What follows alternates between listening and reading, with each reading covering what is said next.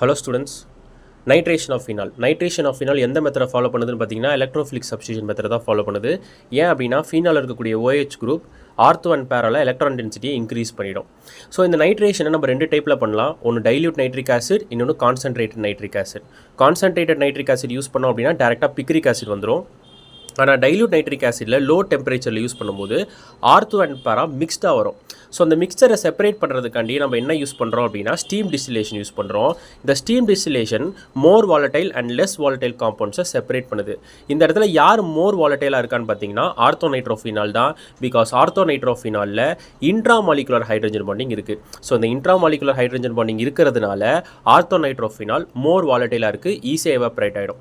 ஆனால் பேராமைட்ரோஃபினாலில் intermolecular hydrogen bonding இருக்குது. இந்த இன்டர்மாலிகுலர் ஹைட்ரஜன் பாண்டிங் இருக்கிறதுனால நிறைய மாலிகூல்ஸ் அசோசியேட் ஆகி இது லெஸ் வாலடைலாக இருக்குன்னு சொல்லியிருக்காங்க. Thank you students.